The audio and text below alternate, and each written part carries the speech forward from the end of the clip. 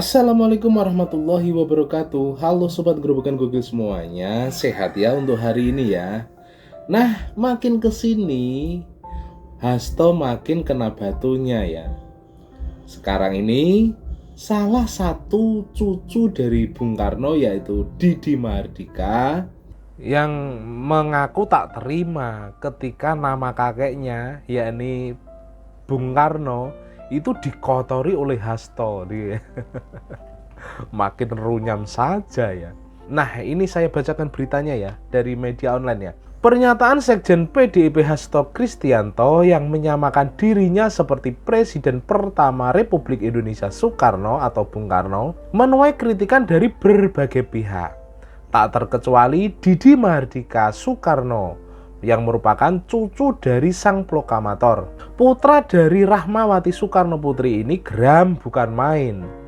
Perjuangan mulia kakeknya terhadap bangsa dipelintir oleh anak emas Ketum Megawati Soekarno Putri demi jadi tameng pembelaan diri atas penetapan tersangka di kasus suap Harun Masiku. Didi menjelaskan, Bung Karno mendekam di penjara lantaran sistem hukum kolonial yang digunakan penjajah untuk melanggengkan penindasan atas Indonesia.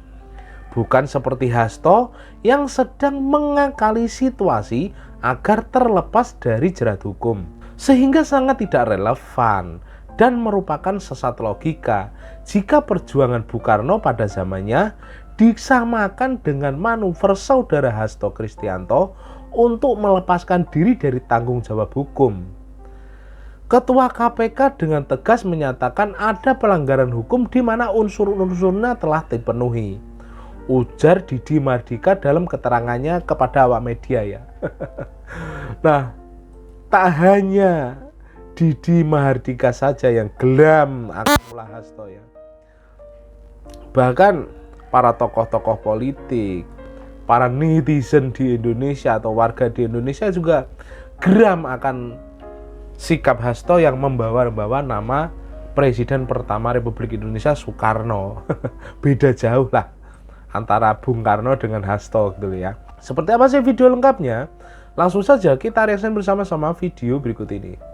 Hobi jurnalis drama tiba-tiba disamain sama Soekarno. Benar nih cucunya Soekarno. Jadi Hastanto Kristianto, Sekjen PDIP yang lagi tersangka kasus suap mengatakan kalau dia tuh sama seperti Bung Karno, perjuang kemerdekaan. Pantes aja cucunya Soekarno langsung angkat suara, yaitu Didi Mahardika Soekarno. Nah, dia bilang gini nih, kalau Bung Karno mah lawan hukum penjajah, bukan malah kabur dari hukum. Nah, dia juga mengatakan Hasto seharusnya jadi politisi yang gentleman. Malah bawa nama Bung Karno untuk alasan yang gak relevan. Ini mah namanya sama aja merusak nama baik Bung Karno. Udah deh Hasto, gak usah bawa sejarah untuk lari dari tanggung jawab. Pantes aja Didi Soekarno gak dibanteng. Sejuta persen juga saya yakin nih bahwa Hasto tidak bisa tidur. Dia bikin orkestrasi lah, dia seperti Bung Karno yang berjuang keadilan. Dia bukan bercerita tentang Bung Karno. Kalau Bung Karno bicara tentang kemerdekaan Republik ini, tapi dia sebagai hari ini orang yang Bung Parno. Bung Parno dia, ya Parno ya, apa aja gitu. Itu. Jadi Bung Hasto ini bisa saya mandatkan sebagai Bung Parno nasional. Dan karena Parno karena dia nggak bisa tidur, sakit perut. Kalau kita kan senyum-senyum aja Mas Hasto. Udah, saya itu kan problem hukumnya sudah. Jangan ngomong lagi kriminalisasi dan sebagainya. Jangan bangun-bangun narasi malah menyesatkan dirinya dan partainya. Ini partai besar, partai ideologis, gitu. Gak mungkin hal-hal yang ideologis menjadi sesuatu yang seakan-akan menjadi rendah, gitu loh. Karena perbuatan personal, gitu. Kemudian itu ada institusi, ada ikatan melekat di dirinya terkait dia sebagai sekjen partai, itu persoalan belakang. Banyak juga tuh orang ketua umum partai, berapa ketua umum partai itu yang ditangkap sama KPK. Biasa aja tuh. Semua juga dulu berpakai, siapapun yang ditersangkakan tadi kepolisian, di KPK, pasti kami akan bongkar. Pas pakai baju oranye sakit perut tuh, diem. Lihat aja nanti, 1.000.000% saya sampaikan di sini. Gak berani Hasto ngakuinnya. Pokoknya secara umum pernyataan Pak Hasto itu mencitrakan sebuah sikap patriotik, sikap gagah berani untuk membela sesuatu yang diyakininya benar dalam hal ini tegaknya demokrasi di Indonesia. Oke Pak Hasto, pernyataan yang sangat normatif, idealis itu kok terdengarnya jadi adlibs ya?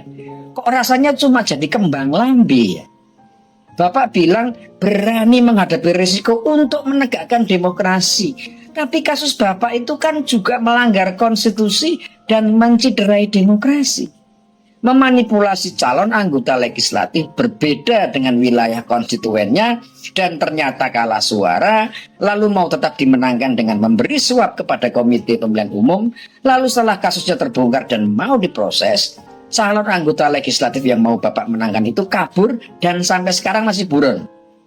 Dan Ketua KPK menjelaskan peran Bapak menginisiasi dan memfasilitasi si caleg itu untuk kabur. Apakah itu semua mencerminkan perjuangan menegakkan demokrasi, Pak? Halo Pak Hasto, mencurangi pemilu dengan menyuap KPU itu melanggar demokrasi apa tidak?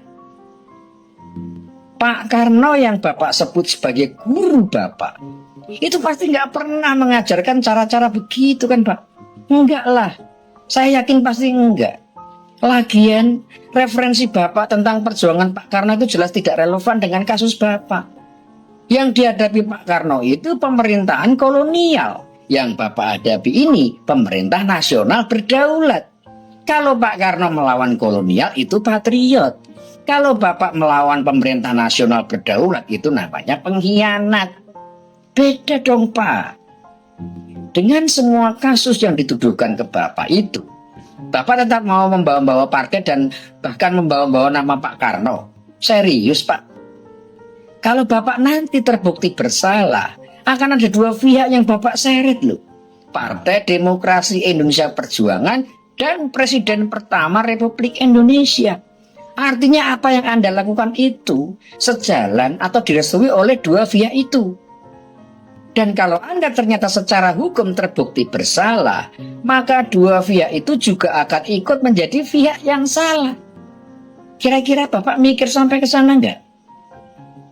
Memangnya Bapak nggak berani menghadapi kasus Bapak itu sendiri? Tidak berani menerima tanggung jawab itu sendiri tanpa perlu membawa-bawa partai atau nama besar Soekarno?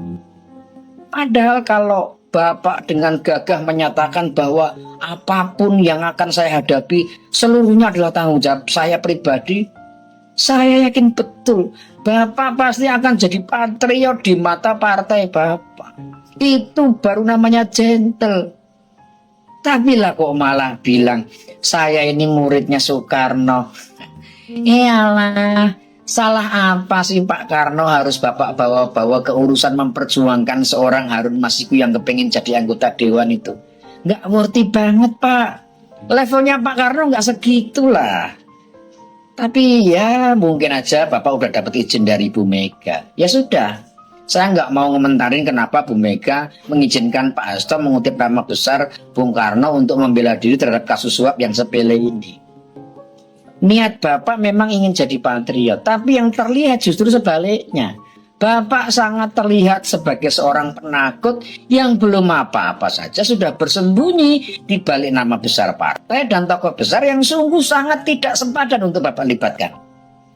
Dan kalau teman-teman dan seluruh kader di partainya Pak Hasto ini tidak paham soal ini, sayang sekali.